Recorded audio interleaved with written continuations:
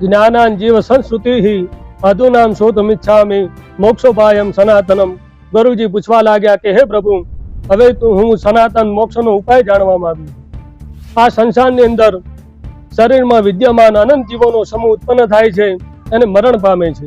બધા દુઃખમાં વ્યાકુળ રહે છે, સુખી કોઈ દેખાતો નથી. એના માટે કઈ ઉપાય જાણતા હોય તો કૃપા કરીને મને જણાવો. ત્યારે ભગવાન કહેવા લાગ્યા કે હે ગરુડ, જેને સાંભળવાથી મનુષ્ય સંસારમાંથી છુટકારો મેળવે તે પરબ્રહ્મ સ્વરૂપ સર્વજ્ઞ અક્ષય શિવ છે. સત્ય, ચિત અને આનંદ એ પરમેશ્વરનું સ્વરૂપ છે. જીવ તેનો અંશ છે. તેના વડે જીવાત્મા ઉત્પન્ન થાય છે. તે જીવ સૂક્ષ્મ લિંગ શરીર પ્રત્યેક જન્મમાં પામે છે. ત્યારે ભગવાન કહે હે ગરુડ, શરીરની અંદર મોક્ષનો ક્રમ આ મુજબ છે. પ્રથમ સ્થાવર જન્મમાં થાય છે, બીજા જન્મમાં સ્થાવર કીડો થાય છે, પશુ, પક્ષી, મનુષ્ય, ધર્મ આત્મર, મનુષ્ય છેવટે દેવ બને છે. કારણ કે આપણા ત્યાં જે સાધુ સંતો થયા એ બધા આપણા જેવા મનુષ્ય જ હતા, પણ સારા કર્મથી લોકો પૂજાવા લાગ્યા. કાઠિયાવાડમાં તમે જાઓ જલારામ બાપા, બગદાણામાં જાઓ બજરંગદાસ બાપા, ટોટાણામાં જાઓ સદારામ બાપા, આપણી સમાજની અંદર વેદમૂર્તિ આનંદ પ્રકાશ શર્મા, આવા જે સંતો થયા એ સંતોએ ભગવાનનું ખૂબ ભજન કર્યું, ત્યારે લોકો પૂજનીય બન્યા. દેવ કર્મથી જીવ મોક્ષનો કર્મ કરવા વાળો બને છે. જીવ હજારો વખત 4 પ્રકારના પિંડજ, અંડજ, સ્વદેજ, ઉદબીજનું શરીર ધારણ કરે છે, તેમજ છોડે છે. છેવટે સારા કર્મથી મનુષ્ય થાય છે. આમાં જ્ઞાની મનુષ્ય મોક્ષને પ્રાપ્ત કરે છે અને દેહધારી 84 લાખ શરીર ધારણ કરવા પડે છે.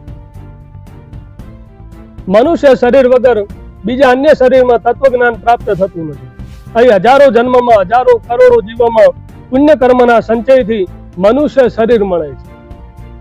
આ મનુષ્ય શરીર મળ્યા પછી જે પોતાને તારી શકતો નથી, પોતાનું હિત વિચારી શકતો નથી, કોઈ પુરુષાર્થ કરી શકતો નથી, તેને પાપી માનવામાં આવે.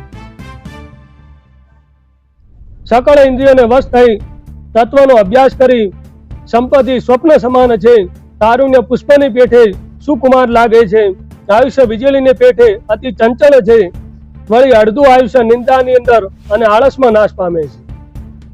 આયુષ્ય બાલ્યાવસ્થામાં રોગાદીમાં નાશ પામે, બાકી રહેલું આયુષ્ય નકામા વ્યવહારની અંદર નાશ પામે છે. આ મારું સ્ત્રી, મારું સંતાન, મારો ભાઈ, મારું ધન, આ બધી માયામાં ફસાઈ ભગવાન કે સાચો મોક્ષ માર્ગ ભૂલવો જોઈએ.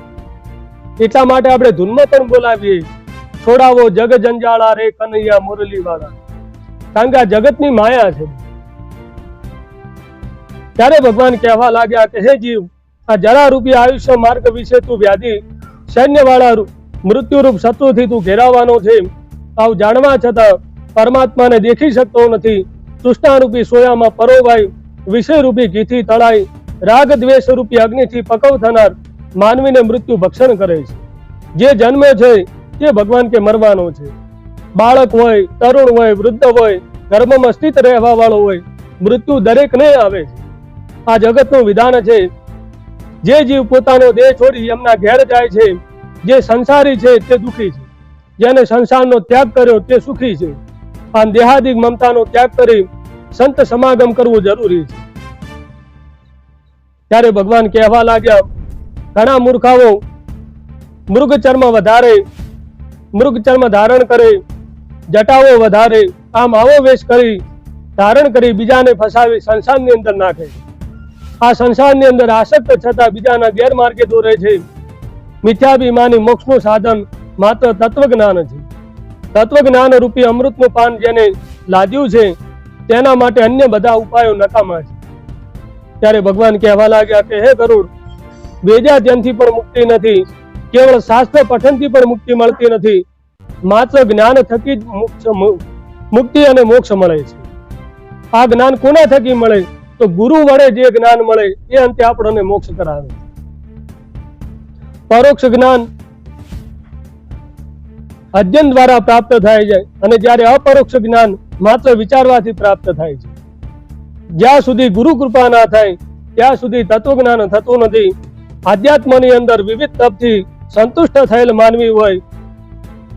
ભગવાને પણ ભગવદ્ ગીતામાં કીધું, નહિ જ્ઞાનેન સદોષમ પવિત્ર મિહ વિદ્યતે.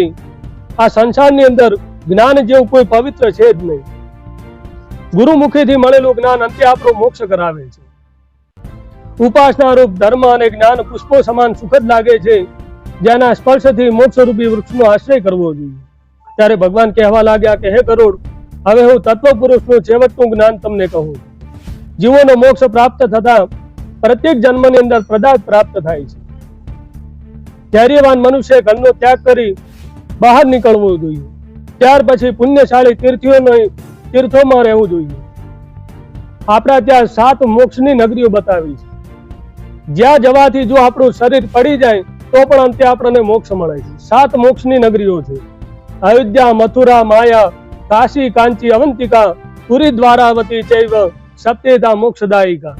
આ 7 મોક્ષની નગરીઓ છે.